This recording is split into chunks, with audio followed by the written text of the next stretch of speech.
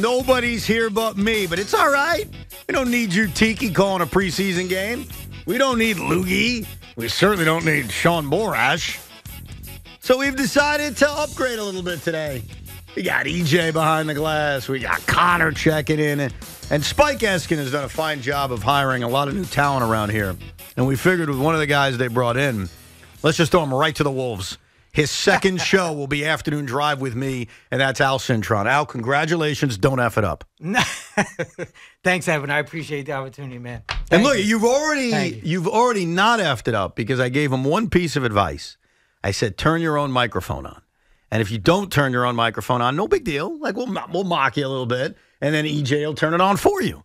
And smooth like a cat, he turned his own microphone on. Of course, I know how to follow directions. Look at you. I know how to follow directions. We have a Latina mom with a chancleta ready to go. You know. And by the way, Al is going to give me the Latino test because I have claimed being married to a Latina for the last, how many years have I been married? 2015, it's 2023. 8-year anniversary is coming up next week. 8 years, baby, that I'm basically a Latino. And he has devised a test to find out if that's true or not. So I look forward to that. Oh, yeah. It was multiple choice, but I realized you might pick the right answer. Multiple choice. Not anymore. I took it off. Now, in knowing me for a couple of hours, maybe knowing of me, I guess, for a few months, I don't know how long you've listened to the station. Do you think I'm Latino? Like, do you think I'm going to pass your little test that you put together? No. No. What? No. I got a Latino wife. Okay. Abuelo and abuela live with us. Okay. I got 2 kids who, let's face it, they're Latino. I mean, who are we kidding? As Mike would say, okay. And that doesn't impress you enough? Nope. Wow. Okay. Don't worry. We'll find out. We'll get there. Also, my cough is not contagious. I just want to let you know that. I want to let everybody know that. I saw EJ was about to put a mask on. He's like, oh, God, Evan's coughing already. I'm putting that thing on. I'm not messing around with him right now. And I respect that. But I'm telling you, what I've learned from the doctors is once you get the antibiotic after having strep throat, after 24 hours, you are no longer, what's it called when you give it to other people?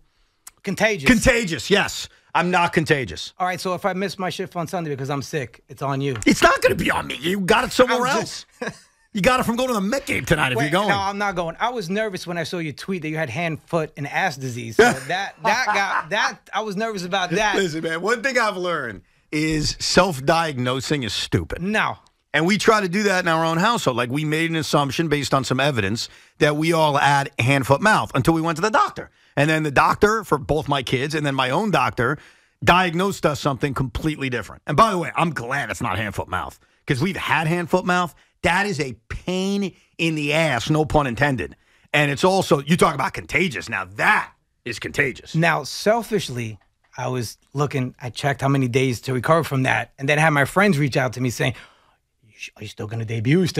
Well, what was the answer, by the way? How many days? No, it's 7 to 10 days. 7 to, oh, jeez. 7 to 10 days. Yeah. Now, strep is a lot better. You get the antibiotic, boom, you're not transferring it anymore. All right, so here's my mixed emotions out. I'm a very tortured individual. We share a baseball team, the Mets. I don't think we share anything else. No. You're a Knick fan. Correct. You're rooting for the Commanders, which, God bless you. Whatever the team name is this year. Right. I'm a risk-reward guy. That's the way I look at life. Like, is this risk worth the reward? And we'll touch on this a little bit later on. I brought this up yesterday at Tiki, the risk reward of a guy like Shohei Ohtani. And I thought some of the news that came out last night only furthers my point that he's basically made for the Mets. But we'll get into that later. I'm a risk reward guy. And tomorrow night at 6 o'clock, my wife already knows. She's already been informed that everything stops because it's Jets-Giants and it's Aaron Rodgers' Jet debut. Everybody knows this. My oldest son, Jet, knows this. My youngest son, Spence, knows this. My wife knows it. All plans will stop at 6 o'clock to watch Aaron Rodgers. I am excited.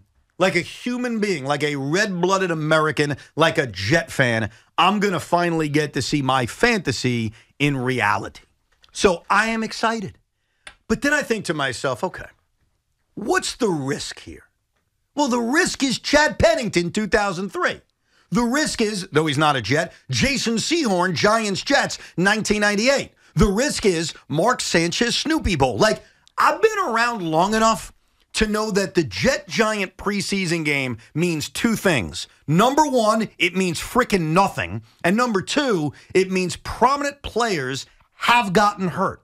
That's a reality. Even Eli Manning, when he got bloodied up in the Snoopy Bowl and he missed the following preseason game, didn't miss any regular season games, but he was bloodied up by Calvin Pace. So that's the risk. So then I ask myself, well, what's the reward then? The reward is cheap pleasure. The reward is for 30 minutes on a Saturday night, I get to say, well, Aaron Rodgers looked really good on the field. What the hell does that mean? I'm going to forget about it within 6 hours. So I've gone back and forth about this. I heard BT and Sal discussing it. Loogie brought it up earlier in the week. And as a Jet fan, I've tried to be rational. I've tried to give it thought. I've tried to be intellectual about it. And the more I think about it, the more it's cheap pleasure for something that doesn't freaking matter. And that's why I'll watch. I'm excited. My Saturday night's been carved out. But is it really worth it? And the answer is no. Wait, don't you want to show off your shiny new toy? No. Why not? Because it doesn't matter on a Saturday in August. That's why. For one drive? One drive. So let's say he orchestrates an 8-play drive. Okay. That's capped off on a touchdown pass of 13 yards to his old buddy Randall Cobb, assuming he's even suiting up. What the hell does that do for me and any other Jet fan? That's a good question. Cheap pleasure. No, that's what I got. I get the cheap pleasure of saying on a Saturday night, August 26th, maybe I even tweet, ooh, this is amazing. This is going to be great. It means nothing. Now, as a Commanders fan, I've gone through 65 quarterbacks in the last 20 years. So have I. Okay, but if Aaron Rodgers was on my team, I would want to show him off. Why? One drive. Why? Just one drive. Why? Hope. Why? I already have hope. Like, trust me, I'm pretty hopeful for the start of this season. I have never been this excited for a football season since maybe 1999, and that ended horribly. Like, I'm as pumped up as can be. I don't need hope. I already have hope. I'm already through the roof for Monday night against Buffalo. I can't freaking wait. I'm counting down the hours. I'm excited that my oldest son, whose name coincidentally, because it's a coincidence, is Jet, is going to finally get to witness a football season that may be worth witnessing. I don't need any more hope. So risk-reward game. We all know what the risk is. I don't want to paint it any further. The reward is cheap pleasure for 35 seconds. But it's football. It can happen at any time, any play. It's football. That's the risk you take. That's the risk you take when it's a game that matters. That's the risk you take when you're playing Buffalo week 1. Like, look, when Vinny got hurt week 1 in 1999, it happens and it sucks. Like, I don't have any regrets over it. I mean, he got hurt. It was basically the football gods looking down on us and cursing at us. You know what I mean? Let me ask you this. So week 1, they get smacked by Buffalo 34-10, and Aaron Rodgers didn't play tonight. You don't think Jet fans are going to say he should have played during the preseason? That is minimal compared to what if he does get hurt and Zach Wilson's the quarterback Monday night against Buffalo and Zach those 3 interceptions. You don't think people are going to say, see, we suited him up. Was it really worth it? Well, that would end 51-10. But that's my point. Like, that's the thing about this. And I admit that when we get there to tomorrow night, I'm going to be pumped up. I've already even looking at Ticketmaster. I was like, maybe I'll go. Maybe I can convince the wife, let's go to MetLife Stadium. This will be fun. I'd much rather take my family to a preseason game than a regular season game. There's less pressure. God forbid they want to leave early. I'd be okay with it as compared to a regular season game. But I just have so many horrible visions. I mean, I've seen it. Like, we've all seen it before. And to risk that with the reward being, as you said, hey, I get to show off my toy to a few people, that doesn't seem to be like a smart decision at all. It's one drive.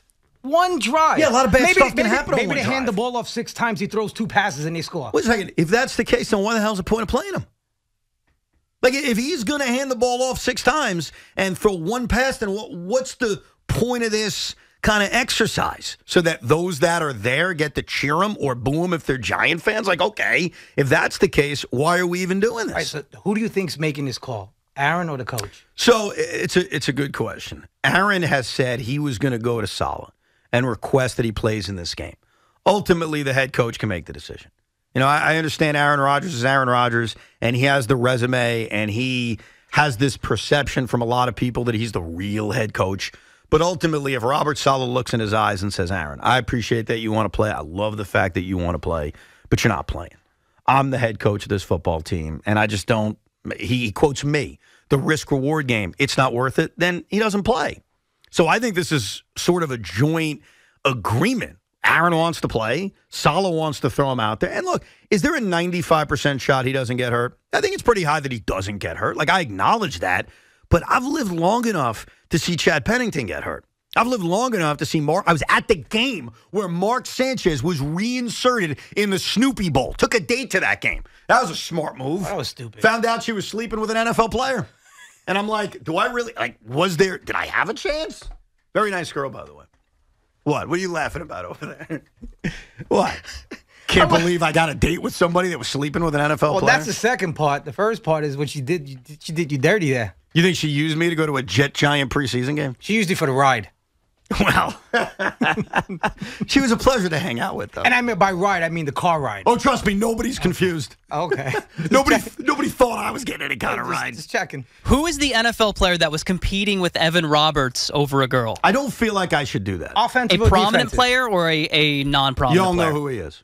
Wow. Yeah. Evan. Not that he's a star, but I think because of the connection that he may have to New York and other prominent football teams, that if I said his name, you'd know. But why would I do that? Like, think about it. That's just, I can't say something like that. Can you say offensive or defensive? Yeah, sure. Which one? Offensive. Okay. Wide receiver. Does that make me? Does that make Santonio Holmes? Wow, Evan. Can you imagine? Not quite on that level. On that level. So am I nuts? Am I just like super negative? Have I become my former partner? Like, I worked with Joe for a million years. And we were very different, though we were similar. Have I turned into him? Is that basically what it comes down to, that I'm afraid of my own shadow? I think if you root for the Nets, the Jets, and the Mets, you constantly feel that way. So I have an excuse, at least. Pretty much. He's not going to get hurt. Excuse me? He's not going to get hurt. How the hell do you know that? What are you, like, looking at the future? No, think about the quarterbacks that play in the NFL that are older, guys that protect themselves, guys that know, hey, there's a 300-pound guy coming at me. Maybe I'll go down. Maybe I won't roll out of the pocket to make sure I get hurt like Chad Pennington did. You know, he's smart. I'll give you that. Right. Like Tom Brady played all these years, never got touched. Like, these players at a certain point in your stage of your career, you know where the rush is coming. You know when the blitz is happening. You could find a way to keep yourself upright for a quarter. You know what's funny? And that's EJ, by the way. EJ Stewart has done a great job around here, hosts a bunch of shows. I think everything you said after that first sentence was great. Like, I was fine. And maybe you would have convinced me.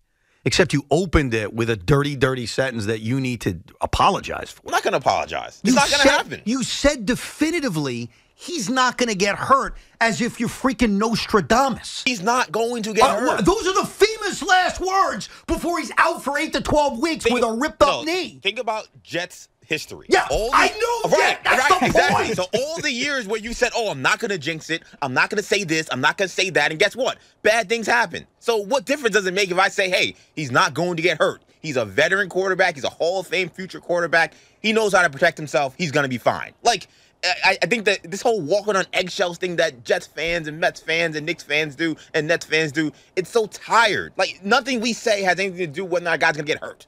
Well, not that your words matter in that regard, but when you definitively say as if you know the man can't get hurt, that's, and by the way, let me defend EJ in this regard. He is dressed head to toe in Jet gear. So he is a Jet fan, at least, saying this. No This is not Fugazi here. Yeah, this ain't Morash saying, don't worry, he's not going to get hurt, when we all know what he's really thinking. But I can't just flip a switch.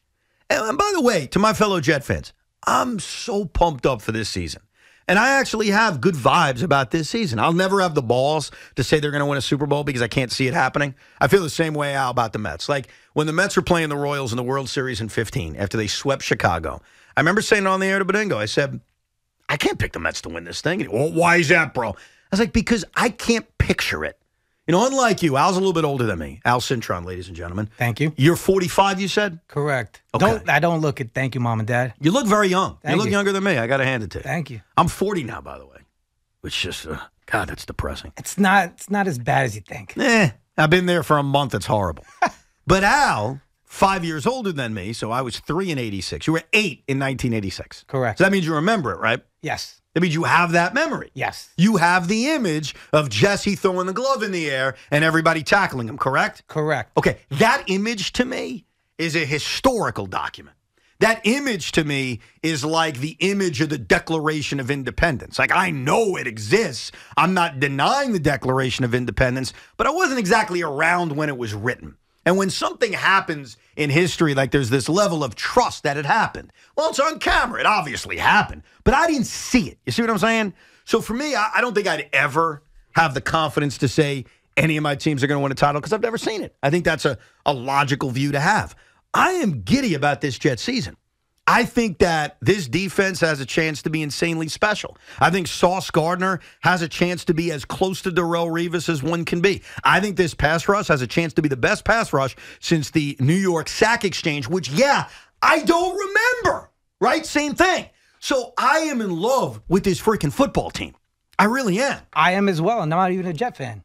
Look at that. You can be fair about it. With that said, I still see all the horrors that I've seen in my lifetime and what can happen when you treat a preseason game like, well, nothing bad will happen. Don't worry. Especially this preseason game. Giant fans even know this. The Jets and Giants, for whatever reason, I don't have the reason for why.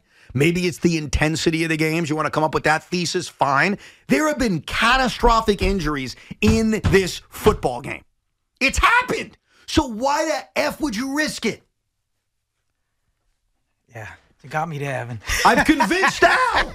Yeah. I've brought him over to my insane side. I thought he should play the first drive. If it didn't go well, play another drive and take him out the game. But now that you've made your argument as a Jet fan, I kind of agree with you now. I'm not crazy. No. I mean, I am crazy, but yes. I'm not crazy. But no, not with the Aaron Rodgers thing. Thank you.